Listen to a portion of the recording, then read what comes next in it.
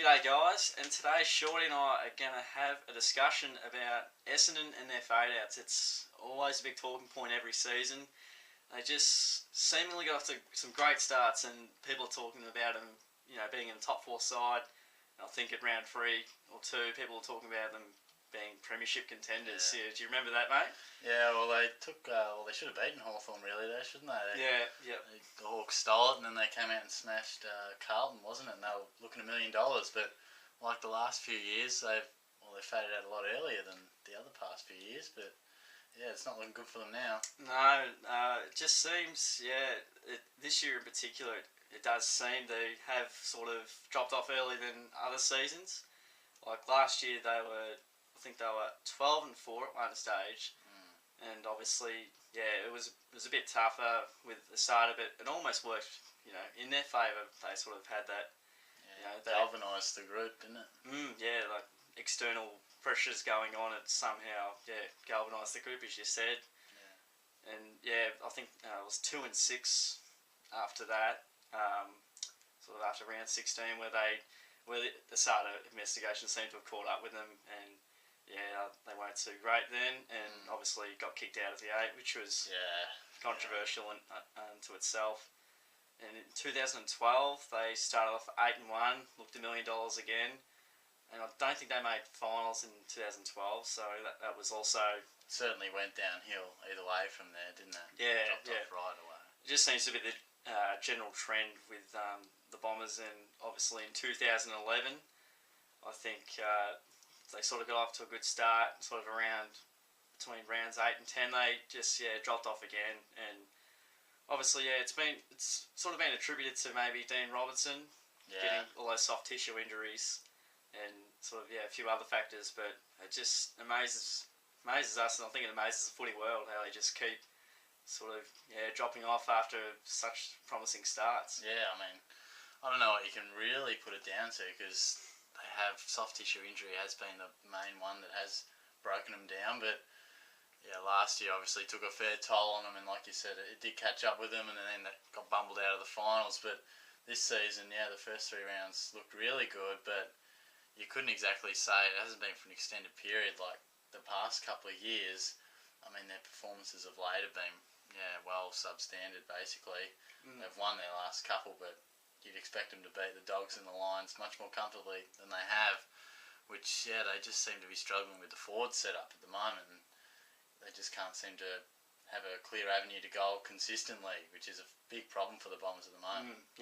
It seems since sort of Scotty Lucas and Matty Lloyd back in the old days, it was only really 2009 where they sort of both hung up the boots.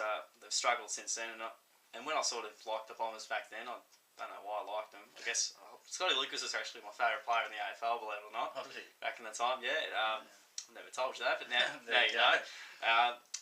I just loved his kicking ability, kicking at 60 metres consistently, and I thought they would struggle without them.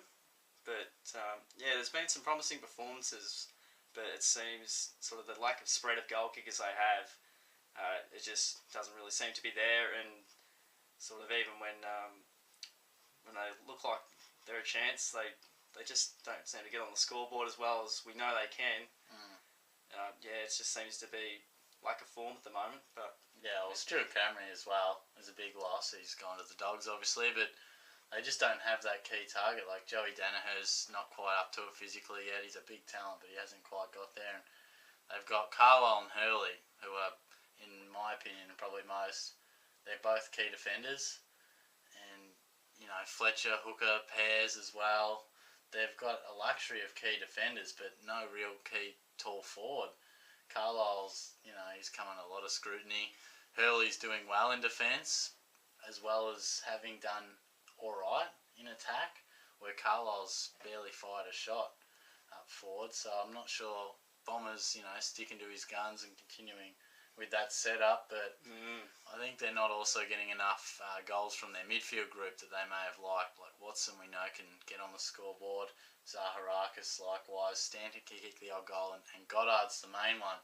I know you think he should be playing up forward a bit more. I mean, do you think that's a move that he maybe needs to go a bit more into attack, like Chapman maybe? Absolutely, yeah. I remember him when he was back at the Saints. He kicked 5 goals in one game. I think he mainly played forward, and I mean, and I think they trialled him up forward earlier this year, and he played really well. I think he kicked 2 or 3, and I just thought to myself, well, put him there. I mean, you've got enough quality midfielders. Your back line is absolutely fantastic. There's so many key defenders, like you mentioned. Your forward line's not functioning well. Is it rocket science? I mean, do you just put him there? It's not. I just it don't isn't understand. Rocket science, is it? Like, I think even if you just sort of swap Chapman and Goddard, if they rotated on and off the ball, because they both can play both positions extremely well. Yeah, definitely. They don't have a monster key forward. They don't have a Tommy Hawkins or no Lance Franklin or Josh Kennedy, who's bagged 8 or 9 as we speak at the moment. But yeah, he's going well. They need to, find more avenues to goal, because I don't think they're going to have a guy who boots 5 or 6. Bell Chambers might play in attack a bit more, and Ambrose is Mr. Make a Contest. He doesn't, he's just there to make a contest often. But I think, as you say, they need to find more goal kickers rather than one guy who's going to, kick them a big score, because they just don't have it at the moment.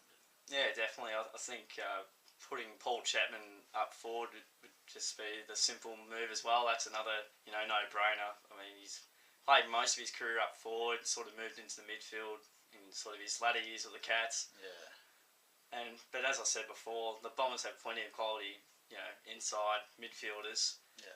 And obviously, if Chappie plays in the midfield, he's more prone to getting injured, which, is a bit silly. But they're struggling up forward. Chapman, Goddard. I mean, it's I keep saying it. It's not rocket science. Give that a go. And I mean, we know Chapman can get 25 possessions a game, but if he's not impacting the scoreboard where the Bombers are struggling at the moment, well, he's about as useful as maybe Dyson Heppel or Joe Watson, who create an impact on the inside and on the outside. But at the end of the day, you got to kick goals to win the game, and that's what Chappie does best. So that's what I think. And is it a coincidence that I think after the first 3 rounds, when the Bombers were going well, I'm pretty sure he was leading the Coleman or equal leader with about 10 goals, a couple of bags of 4. Yeah, he was going all right, wasn't he? From memory, so I mean, what's more value, 25 touches in the midfield or the 3 or 4 goals? I know what you take as a Bombers fan at the moment. They need someone to step up. Yeah. Because at the moment they're just in a rut. They're just, we're waiting for them to come out of it. But I think they need something positional to change, I think. Like the last time the Bombers, they've only hit over 100 on the scoreboard once this year. And that was against Carlton, where they absolutely thrashed them. Yeah. But other than that, it's sort of just, they haven't kicked more than 10 goals since round 3, and obviously that's when they have seemingly peaked. Yeah. Still, there's a fair way